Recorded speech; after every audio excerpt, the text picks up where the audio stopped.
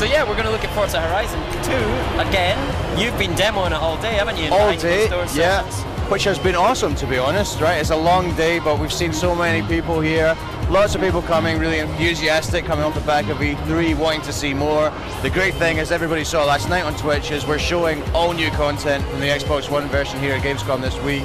So we're getting a great reaction. Lots of people are loving the game, been very complimentary, which is lovely. Yeah. Be a great boost for the team back home. We've been working so hard over the summer. So yeah, it's brilliant that I get to come out here and speak to so many people. So what you've been showing all day was actually what you showed on the stream last night? Absolutely, yeah. So you literally saw it here first on Twitch. It's great, isn't it? So what kind of reactions were you getting today? Oh, brilliant. Everyone's very positive. You know, I think obviously we announced the game just before E3, so people were coming into it not knowing what to expect, not knowing that much about the game. Yeah. And obviously the team have been working so hard over the summer. I mean, you can see on the show floor, you can see in the BCD we showed last night, visual improvements, gameplay improvements, new features that we're announcing this week at Gamescom. Yeah. And people have been really excited about it. I mean, journalists are always really friendly. I think we've got a lot of there's a fond remembrance of Horizon. A lot of people are very enthusiastic about that game, which is lovely and it's great to hear. So they come in and they want to know more, and obviously we're telling them so much more that we're getting a great reaction. Right. So particularly because our game is set in Southern Europe, French journalists, Italian journalists are absolutely loving the setting of the game. So they're delighted when some people, as one guy did today, said, I live just in that area, just near Nice, and it looks exactly like that. Did he see his house? I think we cut his house out. That would be quite funny, wouldn't it, if you woke up one morning and there was a team from Playground Games outside your house taking hundreds of photos of your house. Yeah. It's quite off-putting. Alright, so Andrew is taking us through some gameplay. Thanks, Andrew. Andrew was the driver the other day on our after show as well, so hopefully he's done a bit more practicing, because that first run through the other day was a bit rough. It was pretty sloppy, yeah. You know, honestly, Ralph, every time I look at this, it just shocks me how amazing it looks. It's really, really phenomenal. It's a really beautiful game. Again, testament to the hard work of the team back at Playground in the UK. They've been working really hard. But yeah, it's such a stunning location, first and foremost, right? You know, currently we're in the south of Tuscany. It's just a beautiful part of the world. It was such a standout choice for us. But then, yeah, we've got such great next-gen visuals in the game as well. You know, beautiful lighting. Now we've done lots of work on the visuals, on the foliage that you can see here, on the sea. Lots of the shaders in the game have really started to pop. So it's just, it's beautiful to explore. It's beautiful to drive around. I'm guessing that photo mode will be included in the game, right? Absolutely, yes. Yeah, you're going to be able to get some unbelievable photos in this. You do, and here's something that's really cool that we haven't actually talked about at all so far, but this seems like the perfect opportunity. I mean, we love photo mode. The community take incredible photos. They're an incredibly creative community, the Forza community. But we wanted to really look the photo mode experience more into the central game. Okay. So there's a point, a couple of hours into the game, where you've got comfortable, you're progressing well, when the head of the festival will actually offer you a job as the Horizon photographer. And he will actually pay you to take photos of all the cars that are at the Horizon Festival. So suddenly you're incentivized, I guess, to start using photo mode, taking beautiful photos of all the cars in the game and earning money as a result. Did it surprise you with Horizon, the creative things that people were doing with photo mode? It always does. I mean, I'm always amazed by the ingenuity and the creativity of gamers in general, right? And particularly within Forza, personalization, customization has always been such a big part of it. So we knew going into Horizon that people create the most incredible things with the livery editor. You know, they make the most incredible paint jobs. But yeah, it still surprises you exactly what they can do. This time I think we're ready for them, because we've got great tools within the game that really curate people's UGC content to other people. So as soon as you buy a car, we're going to be suggesting great liveries that are favourites with the community for you to stick on that car immediately. Alright, great. Let's go back and talk about the location a bit again. I think, I love that story about the Italian who was almost moved to tears by this. I mean, that's quite high. Andrew, nice work. First place, just like that. Pretty impressive. He's set a high bar, hasn't he? But I think, have you found that there's a bit of a, you know, people feel very connected to games that are set, you know, in their hometown, in their country or whatever, right? There's absolutely a kind of real strong emotion around that. Absolutely. So certainly, yeah, the response we've had from the French guys, from the Italian guys, they're absolutely really excited about it. Some guys from IGN Italia were just like really almost grateful that we set the game. I mean, thank you for your beautiful country, right? You know, we've just we've photographed it, we've put it into the game. But I think the thing about the location here is it also feels really different, really fresh. It's not they're not countries, it's not countryside. I've explored a lot in video games. I'm thinking maybe Assassin's Creed 2, it's going back in time, literally. But you know, it feels very different. So I think a lot of people, even if they're not necessarily from France or from Italy, are going to really enjoy exploring this part of the world because it's so well known, it's so beautiful, it's got such great driving roads. Did you look at other parts of the world? Like, what kind of process did you go through? Yeah, I mean, we looked all over. For the first game, we did a really intensive research process where we just looked everywhere in the world. The thing about the Horizon Festival is, I think the concept's really portable, right? You can see a Horizon Festival happening pretty much anywhere in the world, as long as it's beautiful, as long as it's got great roads. So really, the world is our oyster. For the first game, we went with Colorado. Awesome location. I really enjoyed driving around there. For this one, we went back to our notes. Why did you go with Colorado in the first game? So we actually had a scoring system. So I think there was about 30 locations all over the world. Some really obvious ones, some not so obvious ones. But we had this list of criteria as well. You know, the beauty of the terrain, the driving road, diversity, because it's really important in a game, you know, that you're driving through different areas. There was a whole list of criteria, and basically we had a scoring system. So we went through everyone and we totted up the scores for each. And Colorado came out on top. It just scored really highly in a lot of categories. But interestingly, we revisited that scoring system for Horizon 2. And right below Colorado was the south of France and then the north of Italy. It might have been the other way around, but basically they were 2 and 3. And looking at it this time, knowing what we could do on Xbox One, we could build a bigger world, we've got more power. We said, these countries are actually adjacent, they're right next to each other. We could just draw a line around both of them and build them into the Xbox One game, and that's exactly what we did. Combined, their scores were through the roof, you know, so it was the perfect choice. Okay, so when you actually start building the world, I guess you're looking at Northern Italy, you're looking at the south of France, you have you could window a map of the world on that area, and then what's the next step, you know, because you can't put everything in, right? But Absolutely, and yeah, that box that you're describing was huge, you know, hundreds and hundreds of square miles. So the next step is that we start looking in detail at all the areas within that, you know, so we start doing internet reference research right away, and we're picking out the places that we'd love to go, and that list is massive, right? That's for a wee holiday, like. Do you know, I've never got to go on one of these research trips. Really? They tell me that they are incredibly hard work, but I don't know, how hard can it be, First on the list, surely. I know. Next time. But yeah, so we have loads of places within this big box, within France and Italy, and then we narrow it down, and then we do start sending people out, and they go in groups of 4, and they'll go for a week or 2 weeks at a time.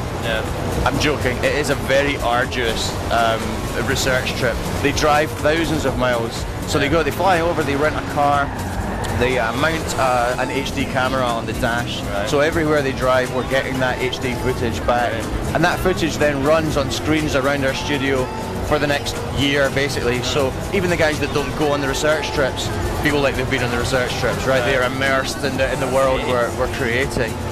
They stop everywhere, they take meticulous photography, then they bring it all back, and we literally spend weeks sifting through it, picking out, you know, what might be a highlight in the game, you know, a particular landmark, a particular road, and then we start collating all that reference material, and it starts to form its way into the world that we're building. First, very simply, in what we call white box. So there's no textures. It's just we're building the geometry of the world very simply, and then finally we start to refine it into what you see in game now. Do you start with a list of kind of more, I guess, gameplay elements that you know you need to hit? So maybe you're going to want like a city grid. For that kind of experience, you're going to want mountainous, winding terrain. You're going to want, hopefully, because in Forza Horizon, one of my favourite bits was the interstate, the highway. Yes. Just yeah, getting absolutely. up to top speed on that and run. So have you got that kind of thing? You know, do you go with a list that then you tick off? We do. Yeah, I mean, you're absolutely right. Certainly for this one, I mean, we built a town in Colorado in the original Horizon. It wasn't huge. Yeah. We really wanted to do a city this time, and you know, we were kind of spoiled for choice in the area we'd selected. You know, down the French Riviera, the Côte d'Azur, there's numerous cities, all with, you know, their own selling points. And then again in northern Italy, there's some great cities. We eventually went for Nice. It's just such a cool city. It's such a variety of architecture. Yeah. That boulevard along the seafront is really iconic. Some really iconic buildings on it. Yeah. And I've been telling people today, I love it for its kind of PGR-ness. You know, I really get that PGR throwback sensation when I'm racing in Nice, when I'm driving around Nice. Some, you know, street racing and some circuits there. So yeah, so we picked Nice, but you're right. Yeah, interstate autostrada, right, as we call it in France. I think it actually runs right through France and into Italy. Much longer than the one in Colorado. But yeah, I love that experience as well, when you can really start topping out your cars. Yeah. You've got that weaving in it. Exactly. Brilliant, maybe on the wrong side of the carriageway, you know, into oncoming traffic. And backing up a multiplier as well with all those near misses. Absolutely, absolutely. And tunnels. I mean, the autostrada north of Nice just has the most epic tunnels going through those mountains. Right. So we've got them in. Always a fantastic sensation of speed, and the sound obviously is the engines reverberating around the inside of the tunnel. Yeah, let's come back to sound actually, because that's an interesting one to talk about. Go again, Andrew. Yeah. So what we're going to do is Andrew's going to run through again. Oh, we got some questions as well. Say that again? Oh yeah, Mark. Right, hold on. You're not Martin, you're Andrew, but I need to ask you to drive the Aston Martin.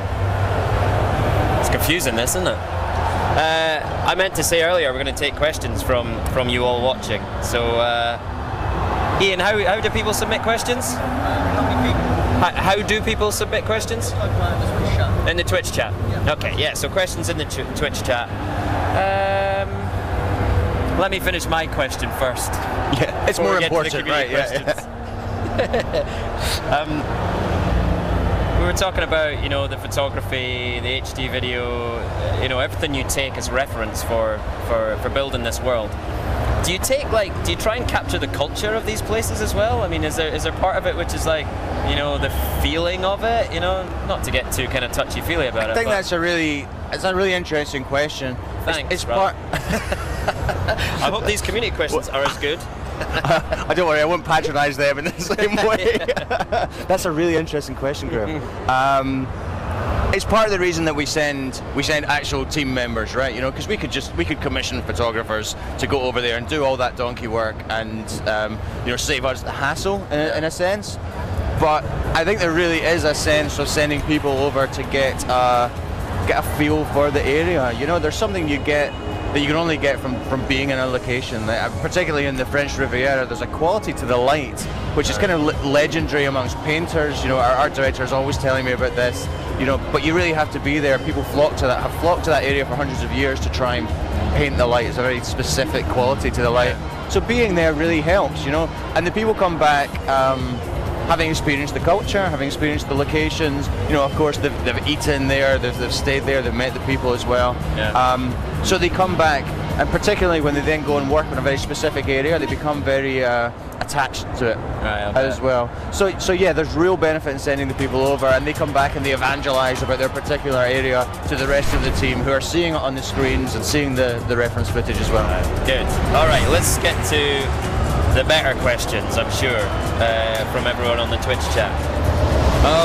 Okay, so Napster, first of all, he hopes that there are more barn finds in Forza Horizon 2 than there were in Forza Horizon 1. So first of all, there are barn finds in here, right? First of all, there are barn finds in Forza Horizon 2. Second of all, there are more barn finds in Horizon 2 than there were in Horizon 1. What an excellent first question. Let me tell you a bit more about them, because there's actually a little bit more to that story about how they've evolved in Horizon 2. So, I mean, first of all, it was a really cool feature, and I say that because people really related to it, I guess. They got it, they really enjoyed the concept.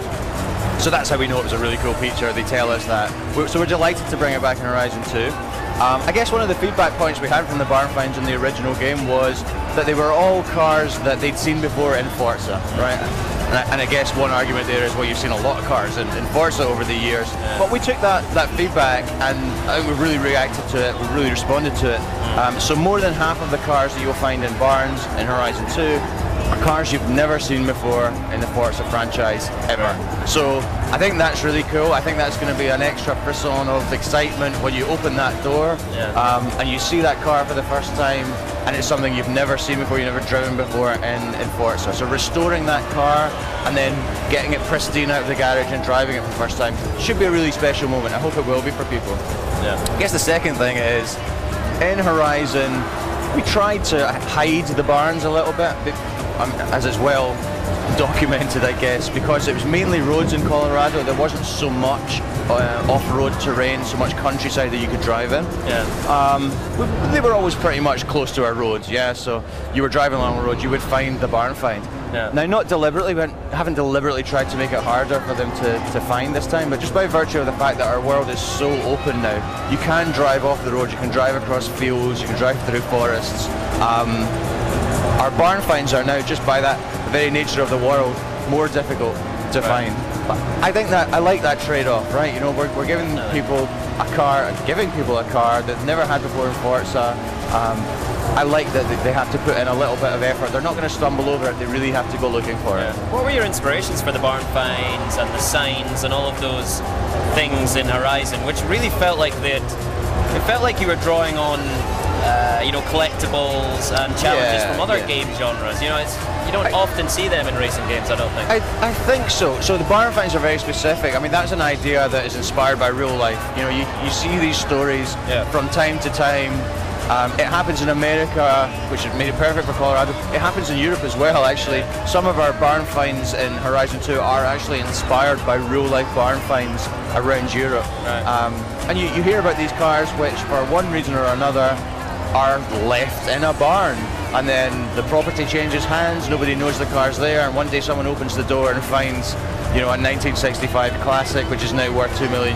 Yeah. You know, and that's like happy days. Yeah. We love that kind of story. We love the fact that we could give it a bit of a gameplay twist and give the player something really, really valuable to find as well. Okay, fantastic. Napster, thank you for the question, mate. I've just spotted a really interesting one here that I'm going to run past you first before I ask it. Yeah. So Jackson_AUT, Jackson out. I always sound like I write numpty when I try and write these things. I hope I'm I don't think they're meant to be pronounced, are they? Jackson out asks, tell us about Anna.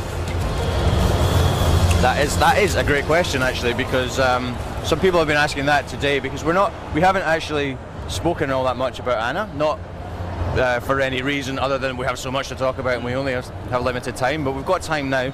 Anna is, let me remember if I can get this right, your automated natural navigation assistant. Oh, okay, but you can call her Anna in the game. I thought it was someone at the studio or something like that. That'd be a weird question, wouldn't it?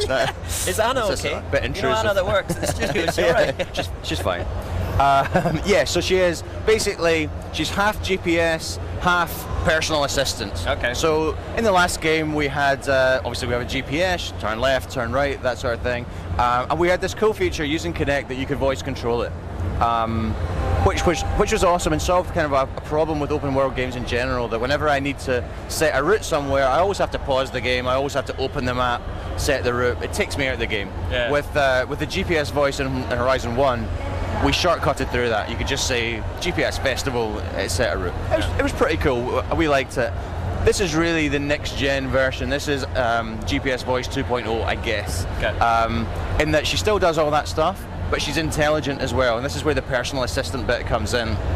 She is there to help you. She remembers what you're doing in your game. She knows where you are. So at any point in the game, I can say, Anna, what should I do? And Anna, knowing where you are, knowing what you're in the middle of or what you're close to, can say, well, you're in the middle of a championship, would you like me to take you to the next race? Yeah. And you say yes, she'll set a route to the next race, or she'll say, you're actually in the vicinity of a barn find. would you like me to set a route to the area? And again, you say yes. You don't have to say it like that. And she'll set a route there. She does other things as well. So if your friends come online, she'll say, hey, a couple of your friends are in an online road trip. Would you like me to take you into their game? And again, you say yes, and she will instantly match make you into their session. You know, you don't have to do anything. I don't even have to press a button. Just by replying to her, she'll take me there. And when I leave the game, maybe I'm playing something else, and then I come back into the game. One of the feedback points we had from the original Horizon was, I often forget what I was doing, right? You know, what was I in the middle of? She'll know that you're coming back to the game after a period, and she'll say, hey, you've been away for a while, you were in the middle of doing this. And just remind you where you are in the game so you can basically take up where you left off. Great. So sounds ace. She's awesome, yeah. Nice one. Okay, thanks, Jackson. Out. Right, let's see what else have we got. So, Katuso86 asks, apart from upgrading the cars, can we do some tuning like changing gear ratios? You can absolutely do some tuning like changing gear ratios and much, much, much more. So huge feedback point. There's a common theme here, isn't there? Feedback from Horizon. That I guess it shows we're listening. We really value the feedback group, what fans think about the game. Lots of people said, why can't we tune our cars like we can in Forza Motorsport? And we said, that's a great point. Let's bring that back for Forza Horizon 2. So that's exactly what we've done. It's one of the benefits that we share an engine with the Forza Motorsport guys. We're always adding to it, which means we benefit from the features that they have. So we brought tuning back into Horizon 2, or into Horizon 2 for the very first time. You can do everything to your car that you can in Forza Motorsport. You can change your gear ratios, you can change your ride height, you can change other things about which I really have very little understanding. But it's incredibly sophisticated. You can do all the things you can do in Motorsport in Horizon 2. Great. I was going to ask something, but I've forgotten it. So we'll go back to the community question. This is why it's great having community questions to do this more often. Right. Is the damage visual or mechanical? Oh, and that's from Feedmeister, or T-Headmeister. So the damage is visual by default, visual only. But again, this is new for Horizon 2, and again, it's because fans asked for it. We have included mechanical damage this time. It's not on by default, because if you drive anything like I do, your car will not be serviceable after a couple of minutes. But if you are of that inclination, you can turn on mechanical damage, and your car will suffer damage both in terms of performance, in terms of handling, based on the kind of damage you inflict upon it. We'll repair it for you. I think we repair it for you before races, just so that you're not crippled in a race. But otherwise, yeah, if that's your thing, you can do it in Horizon 2. Magic. I remembered my question. You'll be relieved to know.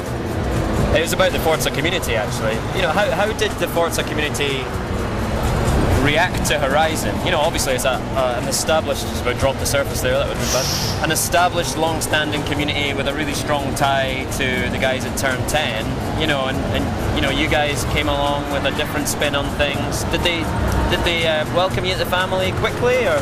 I think they did, actually, to be honest. I was actually speaking to some guys about this today. You know, just thinking back to maybe this time 2 years ago, maybe a little bit earlier in the year when we were first starting to talk about Horizon. And I think everybody, fans, journalists, people within, you know, Turn 10 even, were thinking, what is this thing? How does it relate to Forza Motorsport and what we know?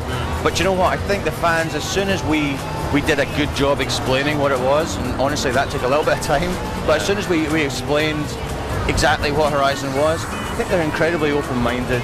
They are into Forza because they love the things that we do. They love great experiences in cars, and they could see that Horizon was going to offer them a different one, certainly, but still one that they could get on board with. And since then, I've always been blown away by the feedback we get on the motorsport forums, the suggestions we get, the praise, the criticism as well is always well taken back at Playground. And I think they've been incredibly accepting of what is this expansion of what they understand Forza to be. Great, good stuff. Swamp Thing 1 is asking about how many cars are in the game, and he is a particular fan of the Ariel Atom and the McLaren P1. Are they included? So we are in the middle of announcing all of our cars. I think we're about 150 cars in. 150 cars in with the car announcements. About that. About 150 cars in. So We're can you list announcing. them all for us here now? You want me to alphabetically? Yeah, that'd be fine. Yeah. Reverse alphabetical. Actually, you can do it while you're racing. Am I going to race now? Yeah. Well, should we? Yeah. Oh, look at that! Tired, Yeah. look. Hand it over. Yeah, let's do it. Yeah, let's do it. But this is your challenge. Sorry, the answer to that question was we're in the middle of announcing them all. There are more than 200 available on day one at launch for everybody. I think the car announcements are running up till launch. Yes, they are. And in answer to specific questions, I'm sure we've announced the McLaren P1. It's been in all our promotion, right? I don't know if we've announced the Aerial Atom, but I just did. So there we go. Well, there you go. That's why we do this. How's your overcharged delirium XT, by the way? Delicious. Yeah, it's all right. Are you feeling a bit mutanty yet? Or it's getting that way. I feel feeling like that all day, to be honest. That's Gamescom for you, isn't it? Right. So I'm going to keep chucking questions at you while you race. Sure thing. I don't know what. So what we're going to do is Ralph is going to run. And we'll see what position he comes in. Yeah. This should be interesting. Actually. Shall we? Have you played this before? Or do you? A couple of times. Will we use the same car? We probably should use just the for same fairness. car. Yeah. Yeah. And then I'm gonna have a shot and see if I can beat Ralph's position, because I do fancy myself as a bit of a Horizon expert, actually. Is that a fact? I think I can take you. Yeah. Okay. I think I've got this. And I'm going to keep chucking questions at you while you do it to try and distract you. Right, Raw Nuts, nice one, mate. Raw Nuts asks, are drivetrain swaps in? So going back to tuning. Are drivetrain swaps in? Yes, drivetrain swaps are in.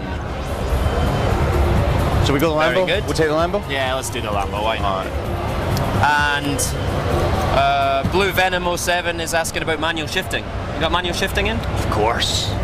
Andy has been using manual shifting all week in his BCDs. In fact, that live stream last night, all the driving Andy did was manual shifting, traction control off. He is hardcore. You're not using manual shifting, are you? I certainly am not. Good. I lack the ability. Okay. Right, let's see. I think we've covered all these questions. That's awesome. So you're in car view? I love it. Yeah, I love it. I actually use bonnet for racing and in car for cruising. Let's see. Oh dear. Hey! This is not going well. Like that. Just a little joke for you there. Oh right, yeah. So when I was playing this at E3, my tactic here was then to switch out to the elevated cam. Yes, it's not ideal for. They obviously didn't take smashing through vineyards into account when designing the Huracan. Oh, this is not going well. So tell me more about the diversity of the map and the world you've got here. So you're saying, going through vineyards, things like that. What else is unique to this part of the world? Well, so we're about to hit the coast, and this is one of the things that I was most attracted to this area for, because we didn't have a coast, we didn't have the sea in the original Horizon. Keep talking, Ralph. I'm trying to. I cannot do both at once. So we've got a beautiful coastline, and what a coastline it is! What amazing driving roads there are here, and then obviously we go right along. We go into France and along to Nice. City is another. We've mentioned that already. It's really cool that we've got a city and a beautiful one and a big one as well. So I mean, even the brief glimpse we gave you of it last night in the Twitch stream is not even half of the city as it exists in the game. And then, so France, I feel like we're not allowing rewind. I take it that would be no rewind. No. That would be cheating. France is beautiful. I had never heard of the town of Sisteron before in Provence, but it is very lovely. Has some amazing roads in it as well, some great racing to be had in Sisteron, and of course the legendary lavender fields, of which I am a big fan. Nice one. Have you tweaked the NPC AI drivers to reflect the driving styles of southern France and northern Italy? Sure. what way? Come on. Now, are you going to use the... Was Andy using the shortcut? Do you use the shortcut here, Andy? No? Is it a shortcut? It is a slight shortcut, but it is really treacherous. And I'm making such a pick zero of this that... Where are you? Fifth? Oh, I ran this just about an hour ago and came fifth. Right. So I think I can go better. Oh. Good it is. So do I get to ask you questions while you're going? Yeah, you can ask me anything you want. Maybe the viewers on Twitch can ask me some questions. Questions for AC Bongos, yes. Well, let's not do that. Ian, you're moderating heavily, aren't you? Just, you know, we were talking about the world earlier. Like, it's a very simplistic question. I'm almost sorry to ask it, but how much bigger is it than Horizon 1? So it is, it's 3 times bigger in terms of the area that you have to drive in, the area you have to explore. So okay. A lot of that comes from the fact that it's just so open. You know, you didn't have the fields, you didn't have the forest, the hills in the original Horizon, and yes, it's much bigger. Okay, good. I'm just a couple of extra questions have just come through here. I think Rockane is asking a really good one. So Rockane's asking, is the weather scripted? So we haven't really talked about the weather, but we haven't talked about the weather. You do see an amazing example of it in that demo. Is the weather scripted in specific places in the map, or is it completely random and dynamic? Excellent question. So there are a couple of instances close to the start of the game where we actually script it. Just part of the gameplay flow involves seeing rain for the first time. Yeah. So we do have the ability to say, make it rain, obviously, yeah, as we do in the Gamescom demo as well. Make it rain. But beyond that, we just leave it up to. We have this system called a weather manager. Okay. So we fed climatic data into it. We actually have our different climatic zones around the world, which determine the way clouds can form, the way weather can transition, and such like. And yeah, we absolutely leave it up to the weather manager and the time of day, because what we've found is that rather than sort of trying to be prescriptive about it and saying, okay, now it should rain at this point, just letting it run, letting it do its thing, means that it creates much more diversity than we would otherwise. Right. And what kind of extremes of weather do you have? So, it just occurred to me there, I mean, lightning. You got lightning? I've got rainbows. Okay. Lightning would be awesome, Ralph. Yeah, you were telling me yesterday about the light physics on the rainbow. Yes. What kind of work have you done on that? It just, like we talked about it the other day, that as you add these things, it must have such a knock-on effect to every other part of the game, right? Yes. You add weather, absolutely. It affects the gameplay, it affects the visuals, it affects the physics. Absolutely. You add rainbows, even that in itself mucks it around with other things, doesn't it? It's sure. Sure, I'm just trying to delay getting into this. Yeah. No, so rainbows is a funny one because, I mean, as I said to you the other day, they are, as absurd as it sounds, they are mathematically correct rainbows. You know, so it's and this took me a little while to grasp myself that we don't just say, okay, put rainbow here and rainbow appears. They appear because the sun is at the right angle and sunlight is coming through the atmosphere at the right angle, and there is the correct amount of moisture in the atmosphere, and so they occur exactly as they do in real life. That's how a rainbow appears in real life. But it's also magic. Yes, it's also magic. Yes. Mostly magic, but there's also a lot of other stuff goes on as well. It's going to be incredible for I know there's more community questions. Do you want me to? Laptop I can just go through them. You're clearly very busy. You go for it, yeah. Okay, so Simi is asking question. Online free roam traffic confirmed to me. Confirmed. There is traffic in online free roam and indeed in online road trip, which is our other main way of playing the game. And Martin Higgins 091271. Obviously, a lot of Martin Higgins before him.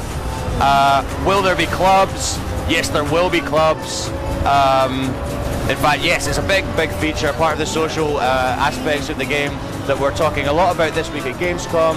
Clubs are there for you to really to do with as you please. We see them just as a way for you to to play with other people, to find people who like the things that you like to do. And you can create a club, or you can join an existing club. You can search all the clubs in the game to find one that's right for you. And clubs can actually have up to 1,000 members, which is a massive number of people to have in a club. We really like the idea that you could create your own community within Horizon 2. You know, so that club could be massive, have up to 1,000 people. You could dominate the global leaderboards. Maybe if you're already part of an existing, I don't know, a forum or a social network, you could bring those people into Horizon 2 with you. You can all still socialize within the game in exactly the same way. So it's really flexible. We're not really saying this is what clubs are for, you have to do this or you have to do that. Really, we're basically just setting up a system which allows you to do with the club as you please. Set it up for whatever you want, use it as you want. You have a club notice board which allows you to post messages to your club members. You have an internal club ranking system. You have obviously the club's ranking system in a global leaderboard.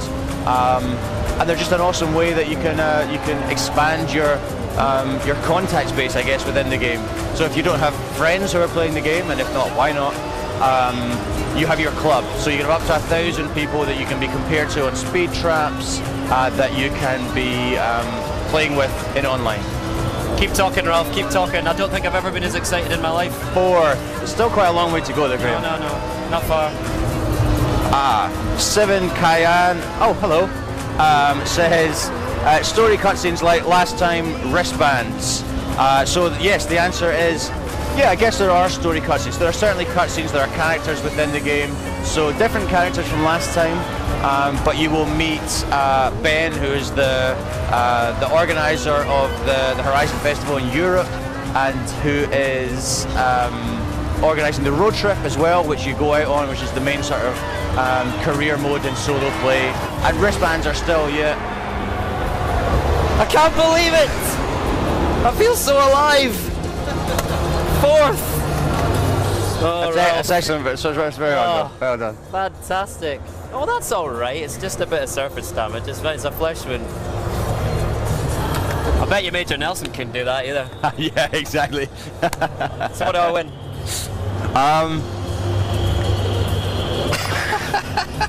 My enduring pride.